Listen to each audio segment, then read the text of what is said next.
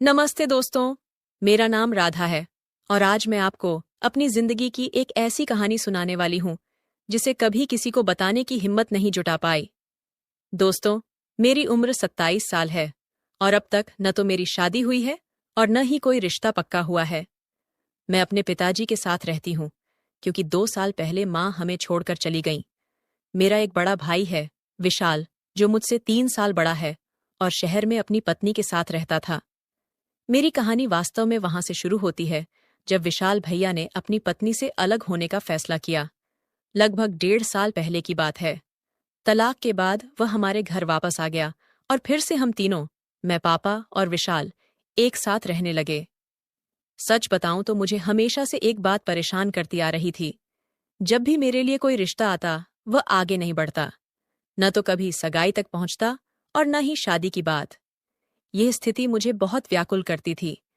मेरी उम्र की सभी सहेलियां न सिर्फ विवाहित थीं, बल्कि उनके बच्चे भी हो गए थे। और मैं अभी भी अकेली थी, न कोई जीवन साथी, न कोई विशेष अनुभव। अब मुझे ऐसा लगने लगा था कि मेरा समय बीता जा रहा है। इस विचार से मैं अक्सर अपने कमरे में अकेले बैठकर आंसू बहाती। मैं खुद से पूछती, ऐसा क्यों? क्या मुझ में कोई कमी है? मैं तो सुंदर हूं, अपना ध्यान रखती हूं, समाज में घुलती मिलती हूं। फिर मेरे लिए अच्छे रिश्ते क्यों नहीं आते? कभी कभी तो मन में यह विचार भी आता कि शायद किसी ने मुझ पर कोई टोटका कर दिया है। इन सब विचारों से मैं मानसिक रूप से टूट रही थी। लेकिन जब विशाल भैया अपनी पत्नी को अपना फ्लैट देकर हमारे पास लौट आया, तो मुझे थोड़ा सुकून मिला। मुझे लगा कि अब मेरा भाई मेरा साथ देगा, क्योंकि अकेलेपन में मैं बहुत ऊब जाती थी। पापा तो शाम होते ही अपनी दवाइयां लेकर सो जाते थे और मैं अकेली बैठी रहती। हालांकि भाई और भाभी के तलाक से मुझे दुख भी था, क्योंकि मुझे भाभी बहुत प्यारी लगती थीं। विशाल भैया ने कभी नहीं बताया कि उनके बीच क्या हुआ था। बाद में पता चला कि वजह थी भाभी की अफवाहें फैलाने की आदत। वे हर किसी की बातें सुनतीं और फिर उन्हें इधर उधर फैलाती रहतीं। लोगों ने जब विशाल से इस बारे में शिकायतें की तो उसे बहुत ठेस पहुंची। विशाल भैया ने कई बार अपनी पत्नी को समझाया, अपने घर पर ध्यान दो, दूसरों की जिंदगियों में झांकना बंद करो। लेकिन वो नहीं सुनती। हमेशा कहती, मेरी सहेली की भाभी के पति ने उसे नया फोन दिलाया। हमारे पड़ोसी अपनी पत्नी को शिमला घुमाने ले गए। वह अपनी जिंदगी से संतुष्ट नहीं थी और हमेशा विशाल भैया से शिकायतें करती रहती। उस समय विशाल भैया की आर्थिक स्थिति भी अच्छी नहीं थी, जिसे भाभी स्वीकार नहीं कर पाईं और अंततः तलाक मांग लिया। जब विशाल भैया हमारे साथ रहने आया तो धीरे धीरे हम एक दूसरे के करीब आने लगे। हम दोनों दोस्तों की तरह हो गए। हमारे पास और कोई मित्र भी नहीं था। वह भी अकेला और मैं भी अकेली। पापा बुजुर्ग हैं, जैसा कि आप समझ सकते हैं। वे शाम 7 बजे अपनी दवा लेकर सो जाते और सुबह 6 बजे उठ जाते।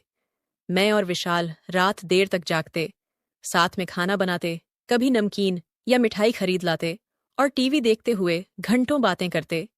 हम एक दूसरे से सब कुछ शेयर करते, बिल्कुल दोस्तों की तरह।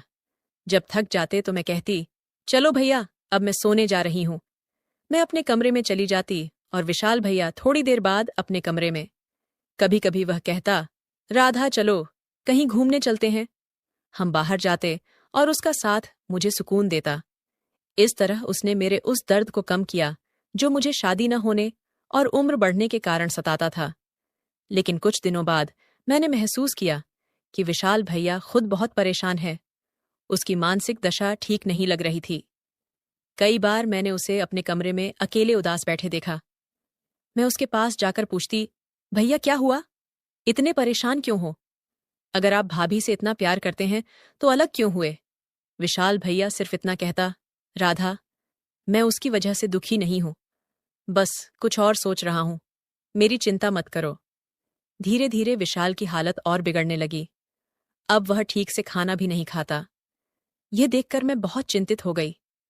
पहले वह मुझसे बाहर चलने को कहता था, मेरे साथ खूब बातें करता था, लेकिन अब वह हमेशा अपने कमरे में ही बंद रहने लगा था। मुझे समझ नहीं आ रहा था कि आखिर उसे हो क्या गया है।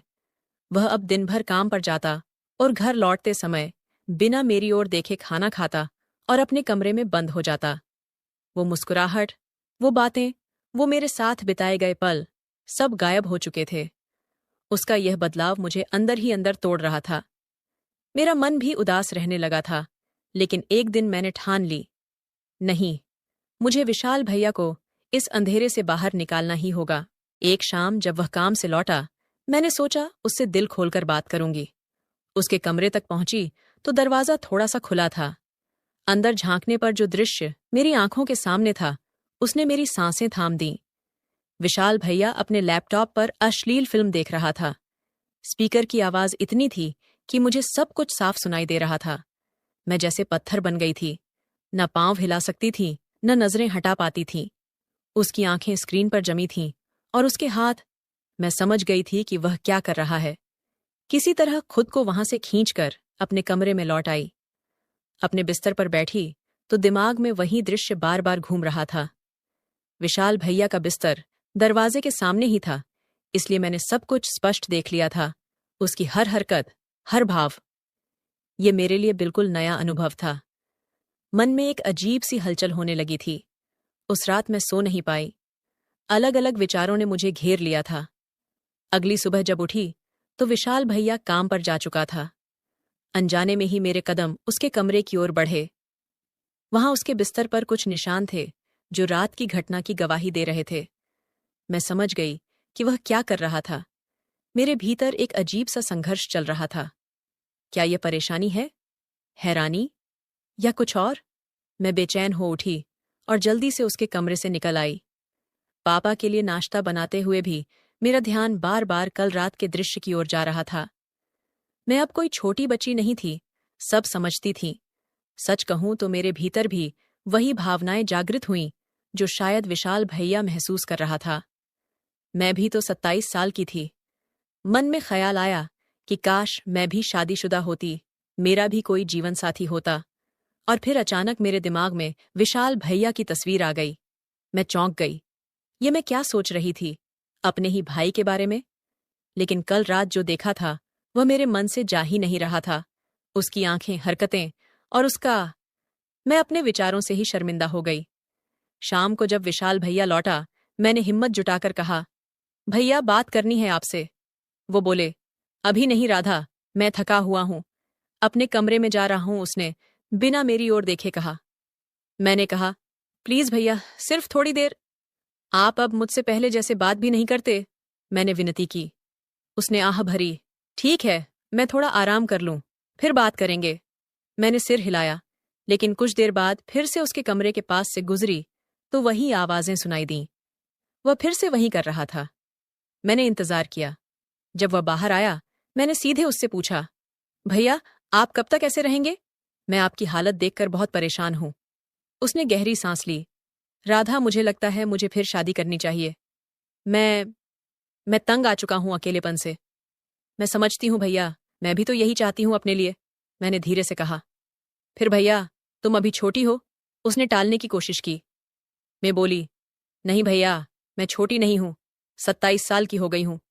फिर मैंने हिम्मत जुटाई और बोली, भैया, कल रात मैंने आपको देखा था, वो फिल्में देखते हुए। भैया के ऊपर जैसे बिजली गिरी हो, उसका चेहरा लाल हो गया। क्या बकवास है ये? तुम मेरे कमरे में झांकती हो? कैसी बहन हो तुम? उसकी आवाज लगभग चिल्लाहट थी। उसके शब्दों ने मुझे छलनी कर दिया। मैं फूट फूट कर रोने लगी और भागकर अपने कमरे में चली गई। दरवाजा बंद करके मैंने अपने आंसुओं को आजाद छोड़ दिया। मैं क्या करूं? क्यों इतना अकेलापन? क्यों इतनी उलझने? 10 मिनट बाद दरवाजे पर हल्की सी दस्तक हुई। वह विशाल भैया था। उसने धीरे से मेरे कंधे पर हाथ रखा और बोला, राधा, प्लीज मत रो। भैया, मुझे आपकी बहुत चिंता होती है, मैंने अपने आंसू पोंछते हुए कहा। मैं आपको ऐसे दुखी नहीं देख सकती। मुझे अपना भाई वापस चाहिए, वो जो हंसता था, मुझसे बातें करता था। विशाल भैया ने मेरी ओर एक अजीब नजर से देखा और बोला, राधा, कल रात जो तुमने देखा वो तुम्हारे मन से नहीं निकल रहा है ना? मैं सच कहूं तो असहज हो गई भैया। मैंने पहली बार ऐसी चीजें देखी हैं। क्या क्या शादीशुदा लोगों के बीच ऐसा ही होता है? मेरी बात सुनकर विशाल भैया की नजरें बदलने लगीं। उसने मुझे पैरों से लेकर सिर तक देखा, ऐसे जैसे अब तक कभी नहीं देखा था। मैं उन नजरों के सामने खुद को कमजोर महसूस करने लगी। राधा, क्या तुम मुझसे करीब आना चाहती हो? उसने धीमे स्वर में पूछा। उसकी बात सुनकर मैं स्तब्ध रह गई। बोल ना पाई।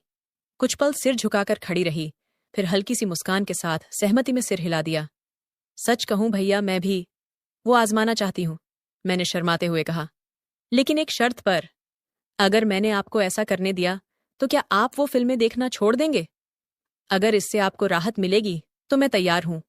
फिर विशाल भैया ने मुझे अपनी बाहों में भर लिया। उसके स्पर्श में कुछ ऐसा था जो अब पहले जैसा नहीं लग रहा था। जब हम अनुचित मार्ग पर चल पड़े, घटनाएं तेजी से बदलने लगीं। कुछ दिनों तक हम दोनों अपनी गलतियों के दलदल में ढंसते गए। जो रिश्ता पवित्र होना चाहिए था वह कलुषित हो गया था। हम सावधानी बरतते, लेकिन पतन का अंत निश्चित था। एक रात जब हम मेरे कमरे में थे, अचानक पापा को कुछ आहट सुनाई दी। वे उठे और मेरे कमरे की तरफ आ गए। पापा बोले, राधा क्या कर रही हो? इतनी रात को कौन है तेरे साथ? पापा की आवाज सुनकर हम दोनों सहम गए। विशाल भैया ने जल्दबाजी में अपने कपड़े ठीक किए और जब दरवाजा खुला, पापा ने हमारी हालत देखकर सब समझ लिया। यह क्या हो रहा है तुम दोनों के बीच? पापा गुस्से से कांप रहे थे। ये हमारा घर है, हमारा परिवार है। तुमने हमारी इज्जत मिट्टी में मिला दी। मैं शर्म से फूट फूट कर रोने लगी। पापा के मुख पर निराशा का भार देखकर मेरा दिल टूट रहा था। पापा बोले, राधा, मैंने तुम्हें इतने अच्छे संस्कार दिए, लेकिन यह सब क्या है? पापा की आवाज में दर्द था। और विशाल, तुझे अपनी बहन की इज्जत की भी परवाह नहीं? पापा के शब्दों ने हमें वास्तविकता का एहसास करा दिया। विशाल ने सिर झुकाकर कहा, पापा मुझे माफ कर दीजिए। मैं बहुत परेशान था और गलत रास्ते पर चल पड़ा। मैंने भी बिलखते हुए कहा, पापा, मैंने भी बहुत बड़ी गलती कर दी। मुझे माफ कर दीजिए। पापा ने गहरी सांस ली। उनकी आंखों में अश्रु थे, लेकिन वे मजबूत बने रहे। अब ये सब बंद करो। मैं नहीं चाहता कि हमारे परिवार की बदनामी हो। इतना कहकर पापा चले गए, पीछे छोड़ गए अपने टूटे हुए सपनों का मलबा। अगली सुबह पापा ने विशाल को घर छोड़ने का आदेश दिया। विशाल, अब तुझे अपनी जिंदगी अलग बनानी होगी। और राधा, मैं तुम्हारी शादी जल्द से जल्द करवाऊंगा। विशाल ने अपनी गलती स्वीकारी और दूसरे शहर में नौकरी ढूंढने चला गया। मैंने भी अपने भीतर के बुरे विचारों से छुटकारा पाने का संकल्प लिया। कुछ महीनों बाद पापा ने मेरे लिए एक अच्छा रिश्ता ढूंढ लिया। राहुल एक छोटी सी कंपनी में काम करता था। नेक दिल और समझदार इंसान थे। हमारी शादी हो गई और मैंने उनके साथ नई शुरुआत की। राहुल ने मुझे हमेशा सम्मान दिया, प्यार किया और मैंने भी अपने अतीत को पीछे छोड़कर आगे बढ़ना सीखा। विशाल ने भी एक अच्छी पढ़ी लिखी लड़की से विवाह कर नया परिवार बसाया। आज मैं राहुल के साथ सुखी हूँ। मेरे एक प्यारे बच्चे हैं और मैं अपनी गलतियों से बहुत कुछ सीख चुकी हूँ। अब मैं समझती हूँ कि परिवार की मर्यादा और सही मार्ग पर चलने से बढ़कर जीवन में कुछ नहीं है। कभी कभी हम भटक जाते हैं, गलत निर्णय लेते हैं, लेकिन सुधरने का मार्ग हमेशा खुला रहता है। मेरी कहानी एक गलती की नहीं, बल्कि उस गलती को पहचानने और सुधारने की है। मिलन भी जीवन है और विरह भी जीवन है। गलतियां भी जीवन है और उनसे सीखना भी।